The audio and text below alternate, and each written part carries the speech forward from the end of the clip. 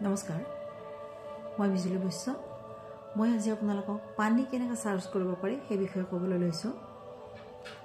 পানী এবিধ এনেকুৱা বস্তু যিয়ে বহুত বেছি সময়লৈকে স্মৃতি ধৰি ৰাখিব পাৰে এনাৰ্জি ধৰি ৰাখিব পাৰে গতিকে আমি পানী চাৰ্জ কৰি যদি খাওঁ তেতিয়াহ'লে আমি পানী চাৰ্জ কৰাৰ দ্বাৰাও আমি নিৰোগী হৈ থাকিব পাৰোঁ বিভিন্ন বেমাৰৰ পৰা হাত সাৰি থাকিব পাৰোঁ এতিয়া আমি পানী চাৰ্জ কৰিবলৈ হ'লে প্ৰথমতে এটা এনেকুৱা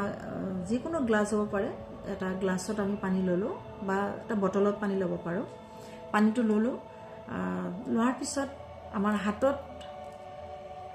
হাতখন তলখন এনেকৈ ল'লোঁ তাৰপিছত আমি ইচ্ছা কৰিলে হাতখন এনেকৈ ওপৰত ধৰিব পাৰোঁ নাইবা আমি এনেকৈও ধৰিব পাৰোঁ গ্লাছত এনেকৈ ধৰি থাকিব পাৰোঁ পানীখিনিক ধৰি লওঁ পানীখিনিৰ ফালে চাম পানীখিনিৰ ফালে চাই কম সেই ডিভাইন এনাৰ্জি পানীখিনিও এটা পবিত্ৰ এনাৰ্জি হয় গতিকে সেই ডিভাইন এনাৰ্জি প্লিজ পানীখিনি মোৰ বাবে চাৰ্জ কৰি দিয়া বা এনাৰ্জি যুক্ত হোৱা তেনেকৈ ভাবিলোঁ আৰু আপুনি যদি ৰেইকি কৰিছে তেতিয়াহ'লে আপুনি ৰেইকি শক্তিক মাতিব পাৰে সেই ডিভাইন এনাৰ্জি ৰেইকি প্লিজ আহা এই পানীখিনি মোৰ বাবে চাৰ্জ কৰা বুলি ক'লে পানীখিনি ফালে চালে আৰু অনুভৱ কৰিছে ওপৰৰ পৰা আপোনাৰ হাতৰ পৰা ৰেইকি শক্তি পানীখিনি লৈ গৈ আছে দুও হাতৰ পৰা পানীখিনি লৈ ৰেইকি শক্তি গৈ আছে আৰু পানীখিনি ধুনীয়া হিল হৈছে ধুনীয়া হোৱাইট হৈ উঠিছে তেনেকৈ ভাবিলে আৰু যদি আপুনি ছেকেণ্ড ডিগ্ৰী কৰিছে চিম্বলছ পাইছে তেতিয়াহ'লে আপুনি পানীখিনিত ৰেইকি চিম্বলছ ড্ৰ কৰিব পাৰে প্ৰথম চিম্বলছটো ড্ৰ কৰিব চিম্বল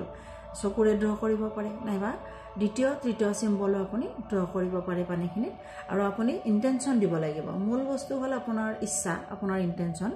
আপুনি ইণ্টেনশ্যন দিছে যে পানীখিনি সম্পূৰ্ণ বিশুদ্ধ হৈছে সম্পূৰ্ণৰূপে এনাৰ্জিযুক্ত হৈছে সম্পূৰ্ণৰূপে শক্তি হৈছে পাইছে পজিটিভ শক্তিৰে ভৰপূৰ হৈ উঠিছে সম্পূৰ্ণ বগা হৈ গৈছে পানীখিনি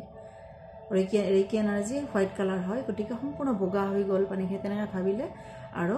চকুমুজিও কৰিব পাৰে চকু মেলি চাই কৰিব পাৰে তেনেকৈ আপুনি ভিজুৱেল চকুমুজি কৰিব পাৰে কৰি কিনে পানীখিনি ধুনীয়া আপুনি খাব শ্ৰদ্ধা খাব তেতিয়া